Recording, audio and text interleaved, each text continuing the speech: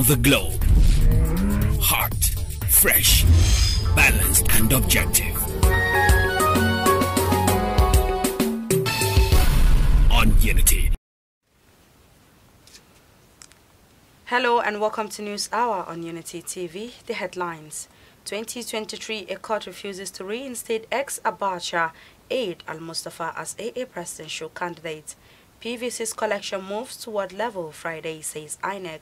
6 still missing in Kebbi boat accident, report says. And on the forums in Ukraine dismisses Putin's Christmas ceasefire as hypocrisy.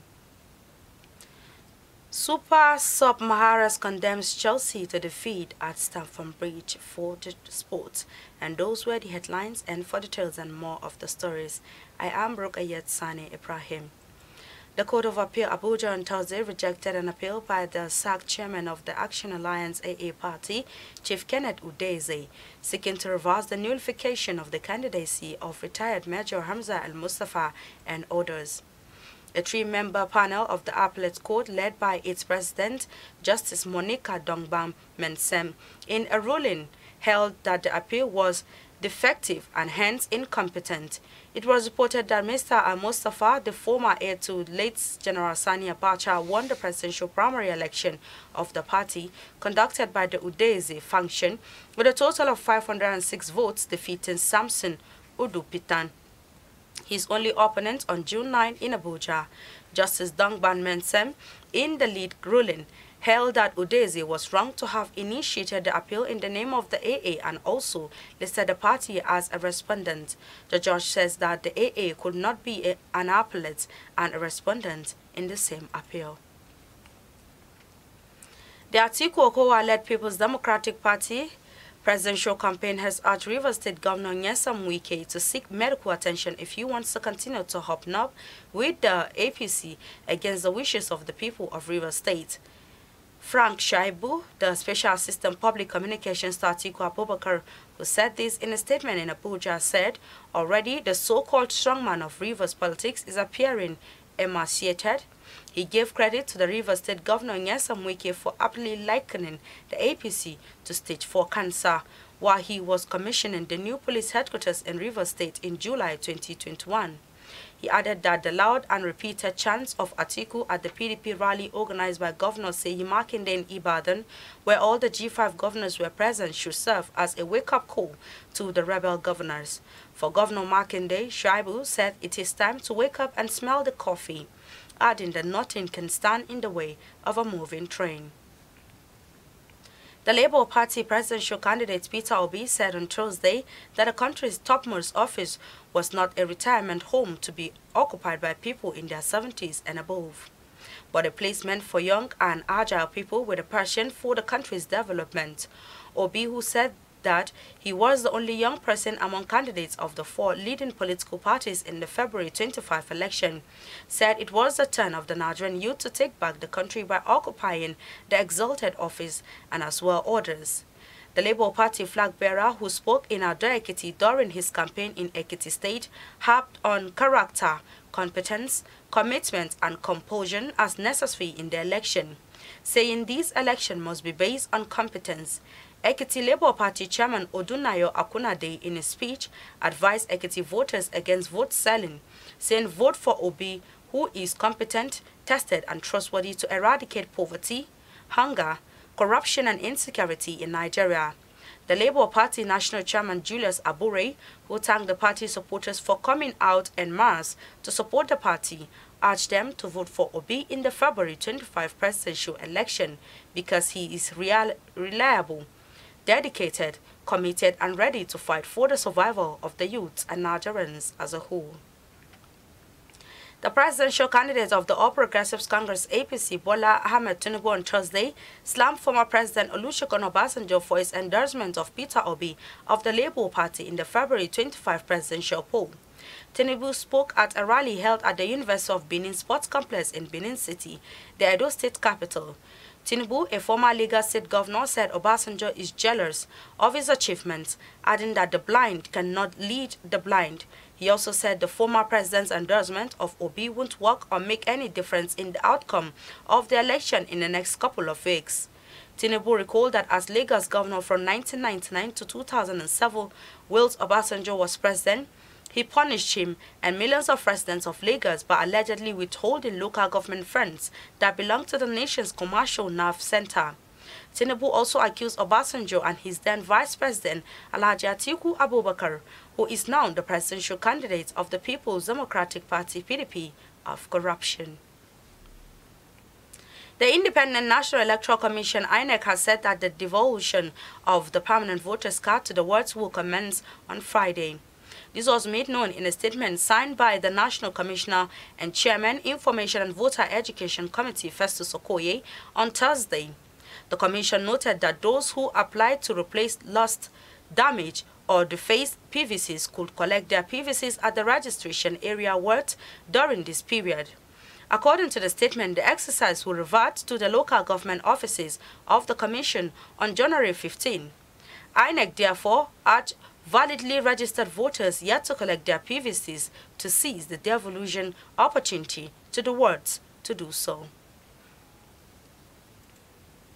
The Ondo State Governor has imposed a 24-hour curfew on Ikare Akoko, the headquarters of the Akoko North local government area of the state, following a communal clash. The curfew imposition was announced in a media statement yesterday signed by the Chief Press Secretary to Governor Oluwarotimi Akeredolu, Richard Olabode. The community clash erupted on Tuesday evening in the town following a crisis between two rival youth groups during a carnival in the town, during which gunshots were reported.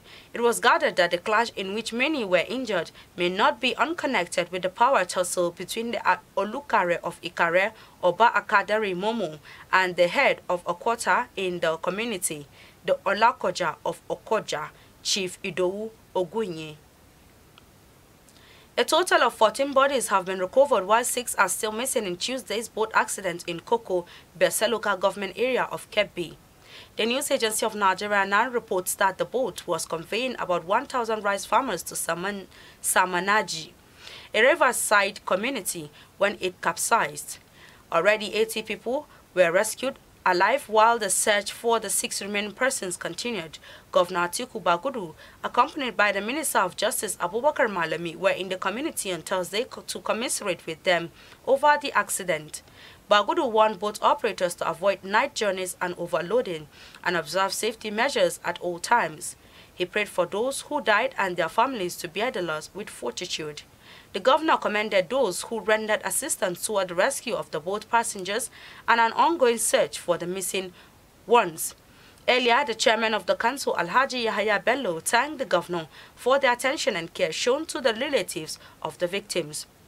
Bello said search and rescue operations were still ongoing in the area to see if more persons will be found. The chairman commended the APC governorship candidate, Dr. Nasser Idris, for donating 5 million naira to families of the deceased, and reports that the district head of Dutsam Mari, Alhaji Muallaidi Usman, received the governor and appreciated him for the condolence visit. The governor's delegation include former Governor Saidu Daikingari, APC governorship candidate Dr. Nasser Idris, and the Speaker of the State House of Assembly, Alhaji Abubakar Lolo, among others. Magavo Development Association MDA has disassociated itself from a purported endorsement of Dr. Nentawe Yilwada for governor by one Ephraim Kwarpo and Tabitha Barde, and spread on social media by Shutu Bamayi. MDA National President Chief Joseph K. Gwakat, in a statement yesterday by Director of Public Affairs of the MDA, Da Lawrence Ilya Kershik, said at no point has he or the NEC mandated any person to speak on its behalf on such a sensitive matter. He explained that the said Ephraim Kwarpo is not a member of the National ESCOs, while Tabitha Barde, though a member, of MDA National ESCOs Women Wing, did not have the authority of her president to have even spoken as the leader of Magavul Women. Wankat described the report as a planned evil against the persons of MDA National Executives Council and its people. He assured, Magavo Nation that the leadership will get to the root of it and will always defend the interests of the Magavo people. On the foreign scene, Russian President Vladimir Putin on Thursday ordered a 36-hour ceasefire in Ukraine to run during Orthodox Christmas, a more quickly dismissed by war-battered Kiev and its allies. Putin's directive to its troops was announced days after Moscow suffered its deadliest report loss of the invasion, following 11 months of brutal combat, and as Ukraine's allies indicated that fresh military aid was on the way. Both nations celebrate Orthodox Christmas, and the Russian leader's order came following ceasefire calls from Turkish President Recep Tayyip Erdogan and Russia's spiritual leader Patriarch Kirill, a staunch Putin supporter. And in sport, Riyad Mahrez came off the bench to fire Manchester City to a 1-0 win over Chelsea at Stamford Bridge. The win was crucial for the citizens as they consequently reduced the deficit to Premier League leaders Arsenal back to 5 points.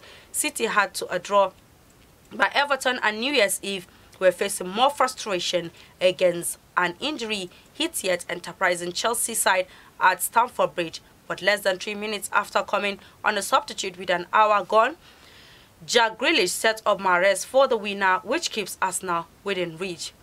With this story, we've come to the end of our bulletin for today. You can follow us on our social media handles at Facebook, Instagram, and Twitter at Unity Radio FM TV, respectively. My name is Ruqayyat Sani Ibrahim. Thanks for watching and enjoy the rest of our programs. Unity.